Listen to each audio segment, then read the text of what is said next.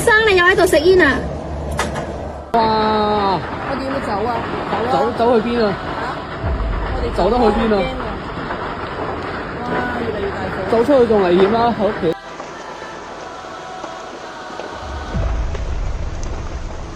Three people have been arrested in Hong Kong in connection with a deadly fire at multiple high-rise apartment buildings. The fire has been raised to a number 5 alarm. This is the highest alarm in the city. It does remain unclear if there are people still trapped as this fire. What started as a small flame on bamboo scaffolding would soon transform into an inferno that challenged everything emergency responders thought they knew about high-rise fires.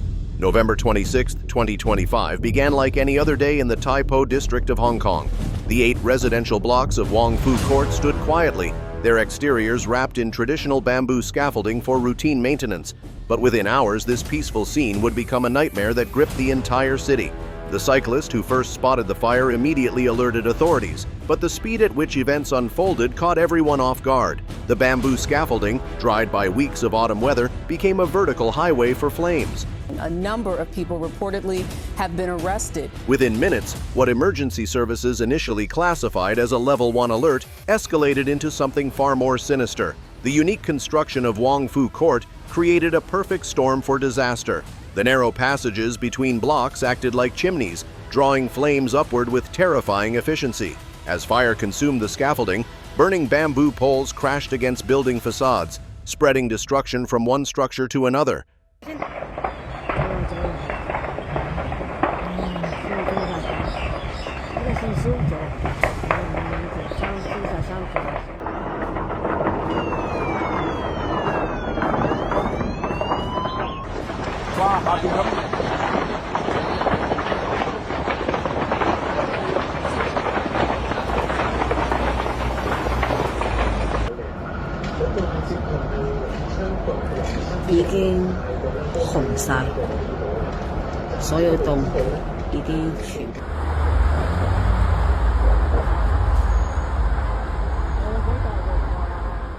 The sound of splintering wood mixed with explosions from within apartments created a symphony of chaos that residents would never forget. By 3:34 p.m., authorities raised the alert to level 4. The situation had spiraled beyond initial projections. 7 of the 8 buildings were now engulfed, with flames bursting through apartment windows on multiple floors. The demographic makeup of Wong Fu Court added another layer of complexity to the unfolding tragedy. With 36% of residents over 65 years old, far exceeding Hong Kong's average, evacuation efforts faced unprecedented challenges. Firefighters arriving on scene encountered conditions that pushed their training to the limits. The intense heat radiating from the buildings created an invisible barrier, making approach nearly impossible. The bamboo scaffolding, once a symbol of Hong Kong's construction heritage, had become a deadly trap. As sections collapsed, they blocked access routes and rained burning debris onto the streets below. Inside the buildings, residents faced impossible choices. Emergency dispatchers instructed those trapped to seal their windows with wet towels and plastic sheeting, but smoke had already infiltrated many apartments. The elderly population, many with limited mobility, found themselves cut off from escape routes as stairwells filled with toxic fumes. The response mobilization was massive. Within hours, 128 fire trucks converged on the scene, accompanied by 57 ambulances. A force of 767 firefighters and 400 police officers worked in coordinated teams, but the scale of the disaster overwhelmed initial efforts. Streets surrounding Wong Fu Court were sealed off, forcing anxious relatives to watch helplessly from behind security cordons as flames danced across building facades. 3 people have been arrested in Hong Kong in connection with a deadly fire at multiple high-rise apartment buildings. The suspects are said to be 2 directors and an engineering consultant of a construction company. 阿生你又喺度食煙啊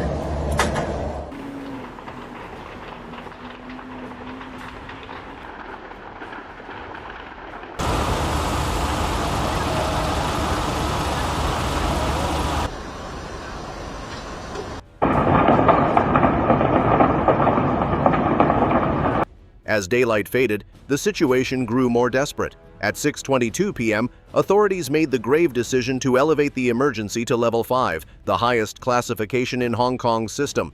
This designation meant the fire had reached catastrophic proportions, requiring resources from across the territory. The deputy fire chief, speaking to media through the chaos, revealed the grim reality facing rescue teams. Visibility had dropped to near zero in many areas. The combination of extreme heat, structural instability, and falling debris created a gauntlet that even experienced firefighters struggled to navigate. Upper floors remained largely inaccessible, with temperatures so intense that protective equipment offered limited defense. Throughout the night, the fire displayed a malevolent persistence. Sections that appeared controlled would suddenly reignite, forcing crews to repeatedly battle the same areas.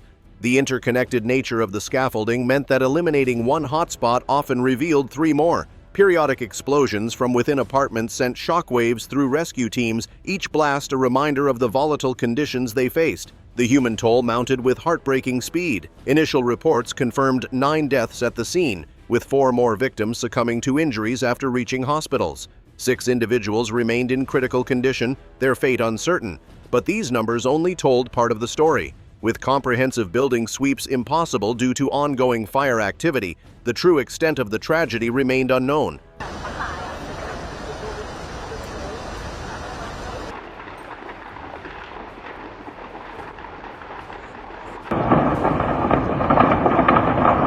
The Tai Po district office responded by opening 5 community centers as temporary shelters. Over 700 displaced residents sought refuge in these facilities, many arriving with nothing but the clothes on their backs. The average age of tenants, 56 years old, meant that many evacuees required immediate medical attention for smoke inhalation and heat exhaustion. As dawn broke on November 27th, the fire continued its destructive dance. Aerial footage revealed a scene of devastation that shocked even seasoned emergency personnel. 7 buildings remained actively burning, their facades blackened and windows blown out. The bamboo scaffolding that had accelerated the disaster lay in twisted heaps at the base of the structures, still smoldering. The Industrial Accident Victims' Rights Association didn't wait for the flames to die before demanding accountability.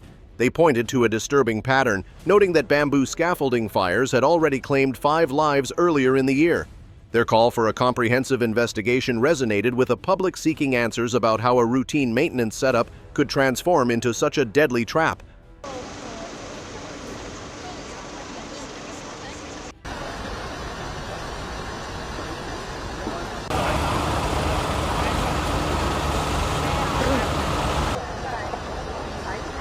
The political ramifications were immediate. Electoral forums scheduled for Thursday and Friday were suspended indefinitely. Legislative council candidates halted campaign activities out of respect for the victims. The fire had not only destroyed homes, but also disrupted the democratic process, adding another layer to the unfolding tragedy. For the firefighters still battling the blaze, each passing hour brought new challenges. The structural integrity of the buildings remained questionable, with the real possibility of collapse hampering rescue efforts. Teams worked in rotation, the physical and emotional toll of the operation pushing human endurance to its limits. The psychological impact on survivors began to emerge through scattered reports. Residents who escaped described the terror of watching flames race up the scaffolding faster than people could descend stairs. The sound of neighbors calling for help haunted those who made it to safety, knowing that not everyone's cries were answered. As the death toll rose to 13, Hong Kong grappled with questions about building safety and emergency preparedness. How could scaffolding, used safely for decades, become such an efficient conductor of destruction? Why did the fire spread so rapidly between buildings that should have had adequate fire breaks? These questions demanded answers, but first, the immediate crisis needed resolution.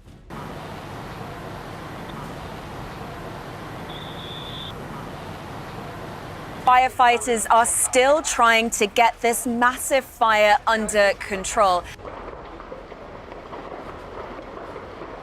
The international community watched as one of Asia's most modern cities battled a disaster that seemed to belong to another era. The juxtaposition of high-tech firefighting equipment struggling against bamboo-fueled flames highlighted the complex relationship between tradition and progress in urban environments. Medical facilities across Hong Kong mobilized to treat the injured. Burn units operated at capacity, with specialists called in from off-duty to handle the influx of patients. The variety of injuries, from severe burns to smoke inhalation complications, tested the healthcare system's ability to respond to mass casualty events. For those still trapped in the buildings, hope dimmed with each passing hour. The extreme temperatures made survival increasingly unlikely in areas where fire had taken hold. Yet rescue teams pressed on, driven by the possibility that someone somewhere in the maze of apartments might still be alive. The bamboo scaffolding industry faced immediate scrutiny. What safety measures were in place? How often were inspections conducted? The material that had built Hong Kong's skyline now threatened to tear it down, one fire at a time. Industry representatives remained notably silent as public anger mounted. Weather conditions added another variable to the crisis. Wind patterns that initially spread the fire had shifted multiple times, creating unpredictable flame behavior that kept firefighters constantly adjusting their strategies.